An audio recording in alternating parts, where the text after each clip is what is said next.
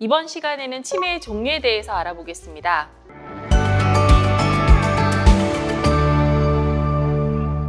네, 안녕하세요. 저는 대한치매학회에서 정보이사를 맡고 있는 한양대학교 신경과 김희진 교수입니다. 치매는 80여 가지 질환에 의해서 발생하는 하나의 증후군인데요. 가장 흔한 것은 알츠하이머 치매이지만 그 외에도 전두축두엽 치매, 혈관성 치매, 루이체 치매 등 굉장히 다양한 원인에 의해서 치매가 발생하고 있고요. 그 다음에 한 20% 정도에서는 치료가 가능한 치매가 있는 것으로 알려져 있습니다.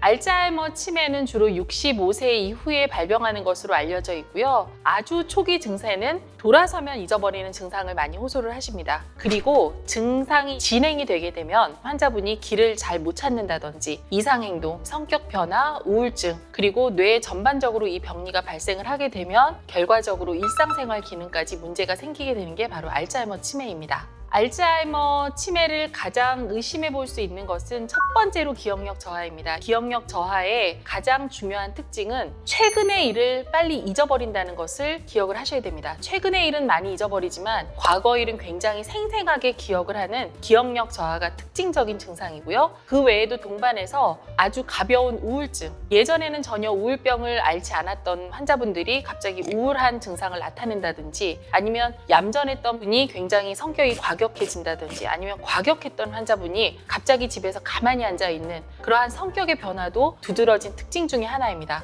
세 번째로 나타나는 증상이 시간이 흘러감에 따라서 환자분이 길을 잃거나 낯선 장소에서 길을 굉장히 낯설어하면서 찾지 못하는 증세가 발생을 하고 좀 더 진행이 되면 익숙한 길까지도 찾지 못하는 증상까지 오게 됩니다. 그 외에도 계산 능력이 떨어지면서 돈의 관념이 바뀌시거든요. 그래서 500원짜리와 5,000원짜리, 5만 원짜리를 구분하지 못해서 아무런 돈을 내고 계산하지 못하는 계산력 저하를 일으키게 되고요. 그 다음에 조금 더 심해지게 되면 화장을 굉장히 잘하고 자기 꾸미기 좋아했던 그러한 환자분들이 화려한 옷 같은 거 싫어하게 되고 단순한 옷을 입으려고 한다든지 또는 외부에서 다른 사람이 침입한다라는 의심 증상, 또 내 돈을 누가 가져간다라는 의심 증상이 있기 때문에 그러한 성격 변화와 의심 증상이 있으면 전형적인 알츠하이머 치매의 증상으로 저희가 의심해 볼 수 있습니다.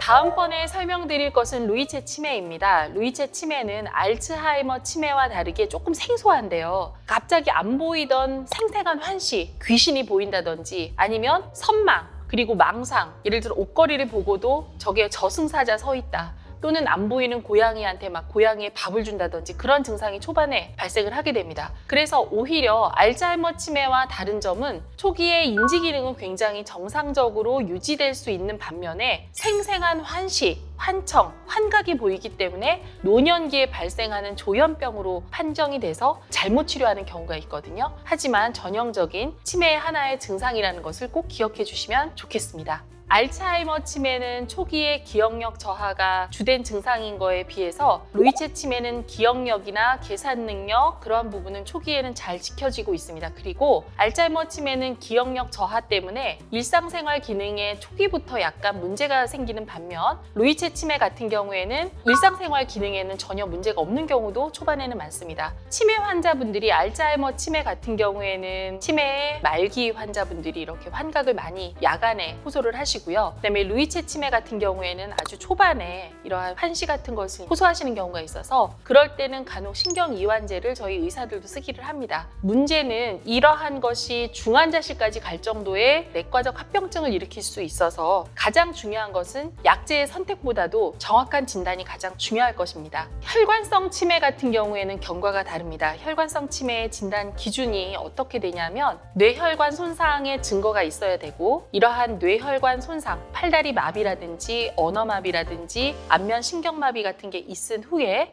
6개월 정도까지 인지기능이 떨어져서 저하된 인지기능에 의해서 일상생활 기능이 유지가 되지 않으면 이것을 저희가 혈관성 치매라고 합니다. 그래서 혈관성 치매를 진단하기 위해서 가장 중요한 것이 바로 뇌 영상검사입니다. 우리가 증상이 있으면 아마 진료 받아보신 분들 아시겠지만 CT나 MRI를 반드시 권유를 하고 있는데 왜 그러냐 하면 혈관성 치매를 감별하기 위해서 그렇습니다. 혈관성 치매의 가장 중요한 의의는 다른 치매와 달리 혈관성 치매는 초기에 발견하면 저희가 예방도 가능하고 진행을 멈출 수 있기 때문에 그렇습니다.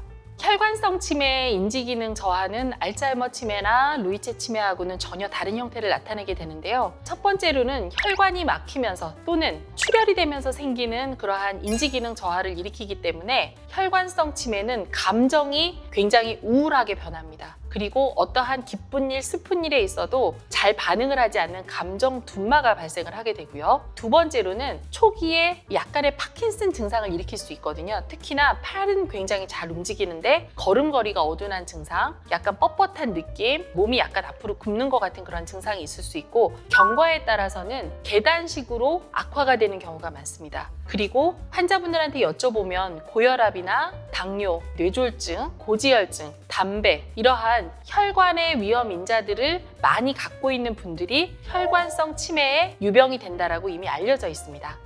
혈관성 치매 환자분들은 혈관에 문제가 생겨서 뇌세포가 문제가 발생을 하는 거기 때문에 가장 중요한 증상 중에 하나가 발음이 굉장히 유창했던 분이 발음이 잘 나오지 않는다거나 아니면 특이한 발음에 있어서 꼬인다든지 그런 증상을 많이 호소를 하는 구음 장애가 있고요. 어떤 부분에 따라서는 뇌관이라는 곳에 이러한 혈관성 병변이 발생을 하면 삼킴 기능 장애도 올 수가 있습니다. 특히나 알츠하이머 치매나 루이체 치매와는 다르게 대소변 장애가 초기부터 발생을 할 수가 있는데요. 초반에는 소변 장애가 발생을 하게 되고 후반에는 대변 실수까지 같이 오게 되고요. 그 다음에 되게 특징적인 증상 중에 하나가 우울증입니다. 사람이 집에 가만히 있게 되고 밖에 나가기 싫어하고 사람을 만나기 싫어하는 그러한 우울감이 60대 후반에 발생을 하게 됩니다. 드물지만 우리가 전두축두엽 치매라는 걸 많이 들어보셨을 텐데요. 근래로 브루스 윌리스라는 유명한 배우가 실어증으로 본인이 헐리우드 배우에서 은퇴를 하지 않았습니까? 그분이 유병된 게 전두축두엽 치매인데요. 전두엽이 하는 일은 뭐냐 하면 주로 뇌의 명령 센터이고 언어를 담당하게 됩니다. 축두엽이라는 곳이 하는 것은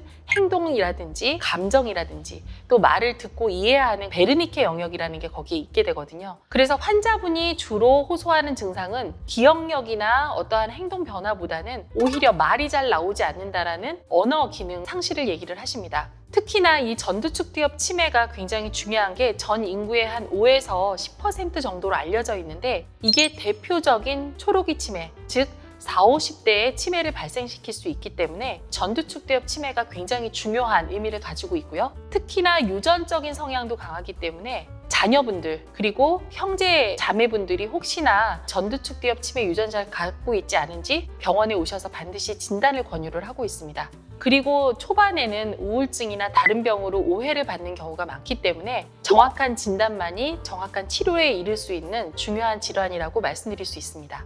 치매의 원인은 크게 1차성 치매 원인이 바로 알츠하이머 치매, 전두축두엽 치매, 루이체 치매 이런 게 있다고 하면 10에서 한 20% 정도는 치료가 가능한 치매로 알려져 있습니다. 대표적으로는 외상성 뇌손상, 즉 뇌출혈에 의해서 생긴 치매, 뇌종양에 의해서 생긴 치매 같은 것들이 그 원인을 제거하면 다시 정상으로 돌아가실 수가 있고요. 또 대부분의 환자분들이 잘 모르고 있는 내분비 질환, 특히 갑상선 기능에 이상이 있을 때 치매가 발생할 수 있습니다. 그래서 저희가 모든 치매 검사에 있어서 갑상선 기능 검사를 반드시 하고 있거든요. 왜냐하면 이런 경우에는 갑상선 질환만 치료를 해주면 환자분은 100% 정상으로 돌아올 수가 있습니다. 그 외에도 간이나 콩팥 기능이 떨어졌을 때도 전반적으로 치매 증상을 일으킬 수가 있고요. 또 하나의 고칠 수 있는 치매 중에 하나가 뇌에 물이 차는 뇌수두증에 의해서 치매가 발생할 수 있습니다. 이것도 초기에 발견하면 간단한 수술을 통해서 환자가 좋아질 수 있기 때문에 이게 정말 뇌수두증인지 아닌지 감별하는 뇌 영상 검사가 굉장히 중요합니다.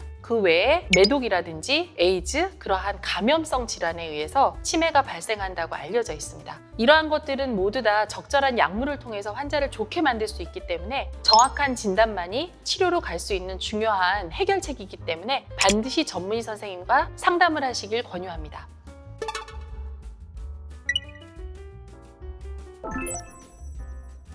이번 시간에는 치매의 다양한 원인들에 대해서 알아봤는데요. 정말 치매의 원인이 굉장히 다양하죠. 그래서 가장 중요한 것은 내가 지금 호소하고 있는 인지기능 저하 자체가 정말 치매인지를 감별하는 게 굉장히 중요하고, 만약 정말 치매 진단이 내려졌을 경우엔 이게 혹시 치료가 가능한 치매가 아닌지 또는 다른 원인에 의한 치매가 아닌지를 확실하게 전문의 선생님과 상담을 통해서 해결책을 찾아가는 것이 가장 중요할 것 같습니다. 이상으로 마치도록 하겠습니다. 감사합니다.